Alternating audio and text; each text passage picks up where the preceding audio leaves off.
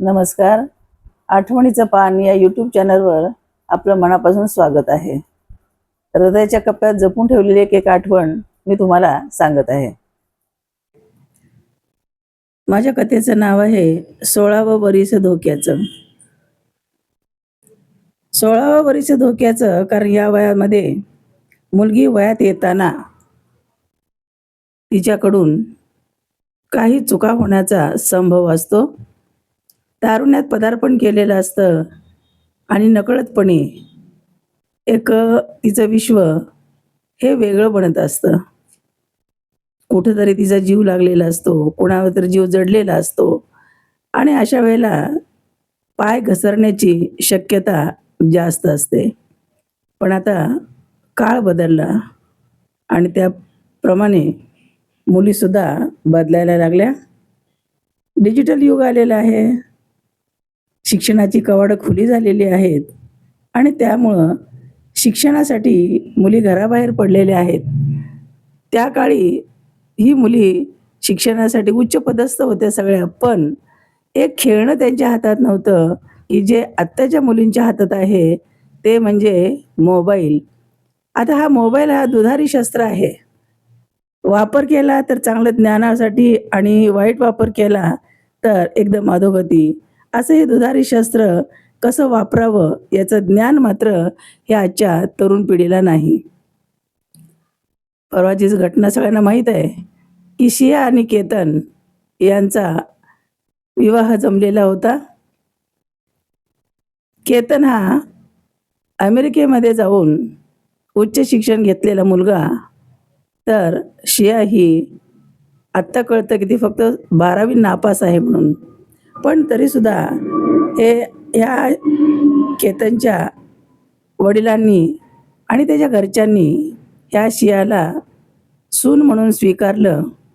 कारण त्यांची ओळख होती. 20-25 वर्ष ते एकमेकांना कुटुंब ओळखत होतं आणि त्यामुळे या दोघांचा लग्नाचा घाट त्यांनी घातला. पसंती वगैरे झाली आणि मुलीलाही विचारण्यात आलं की तुला मुलगा पसंत आहे का? त्यावेळेला तिनं होकार दिला आणि म्हणून मग पुढची सगळी बोलणी सुरू झाली. एक नाही दोन, उदयपूरमध्ये त्यांच्या लग्नासाठी 17 कोटीचा हॉल केतनच्या वडिलांनी बुक केला होता. इतकी हौस केली होती तिची की सून म्हणून मुलीपेक्षाही त्यांनी तिच्यावर खूप प्रेम केलं. त्यांना काय माहीत की आज आपण सून म्हणून जी घरात आणणार आहोत ती कैदाशी निघणार आहे आणि आपल्याच मुलाच्या जीवावर उठणार आहे.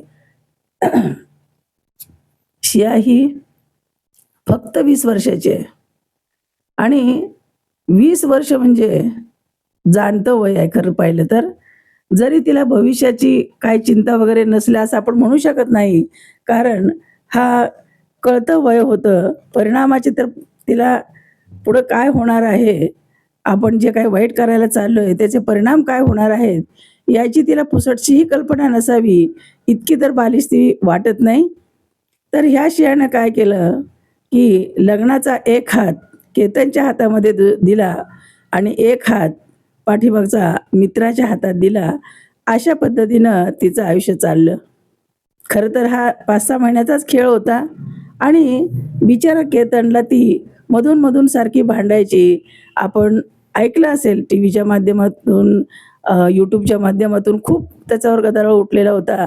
तर ही मुलगी इतकी नादान होती की ती सारखी भांडायची. तरी त्या केतननं आपल्या वडिलांना सांगितलं की पप्पा, हिची चांगली विचारपूस केली आहेत ना तुम्ही?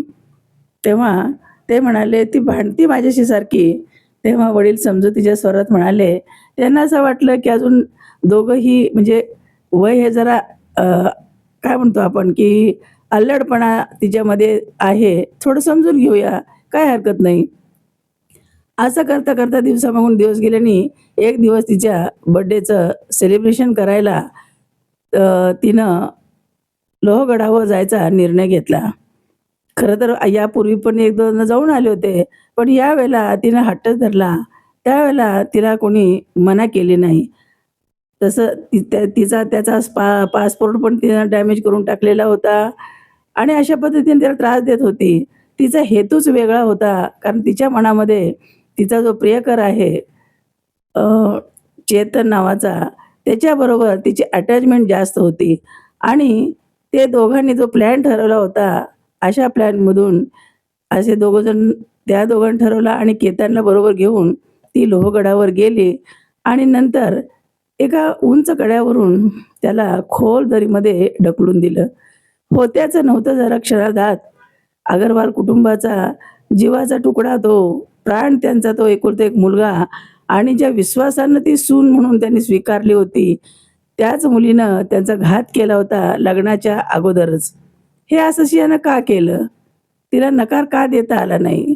जर तिला मुलगाच पसंत नव्हता, तर त्याच्या आयुष्याशी खेळण्याचा हिला काय अधिकार होता? आणि ही 20व्या वर्षी एवढं मोठं धाडस करू शकते ही मुलगी, की एखाद्याचा जीव घ्यावा, ती पण थंड डोक्याने. याचाच अर्थ असा, की घरामध्ये जे वातावरण होतं, हे वातावरण म्हणजे तिच्या आई-वडिलांचं तिच्याकडे लक्ष नसेल, तिच्या कुटुंबाचं तिच्याकडे लक्ष नसेल.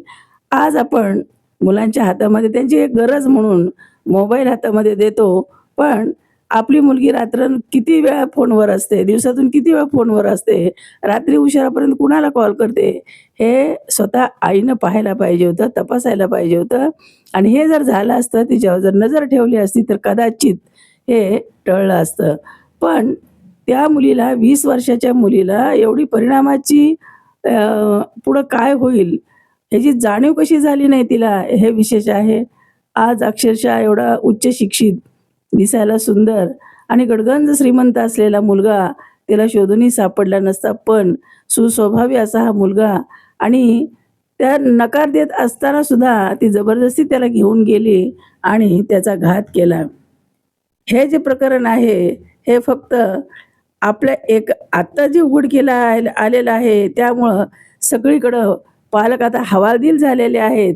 आणि जेव्हा या बातम्या यायला लागल्या, तेव्हा सगळे पालक आत्ता सतर्क व्हायला लागलेत. पण वेळ निघून गेल्यानंतर उपयोग नाही.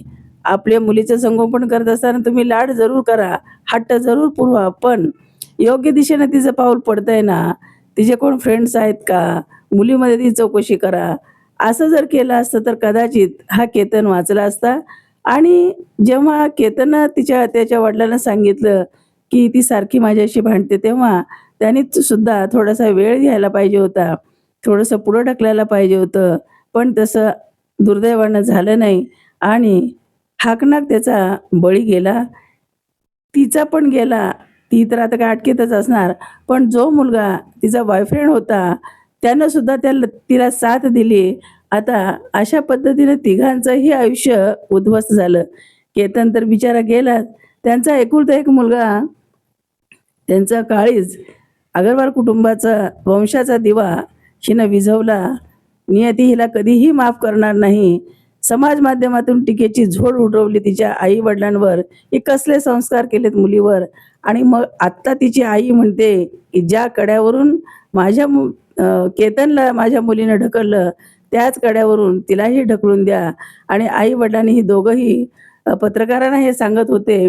पण असं एकाचा जीव घेतला म्हणून दुसऱ्याचाही जीव घ्यायचा, ही अशी काही पापाची परतफेड होत नसते. समाजानं लक्ष दिलं पाहिजे ह्या मुलांकडेही. आणि असं जिथं-जिथं आपल्याला दिसतं, खरं तर हे म्हणजे संस्कार जे आहेत, हे घरातून व्हायला पाहिजेत. आणि म्हणून सर्व पालकांना आणि सर्वांनीच हे आणि तरुण मुलांनी सुद्धा या घटनेतून बोध घेतला पाहिजे, की विश्वास कोणावर ठेवायचा आणि कथा संपली पण आठवण राहील.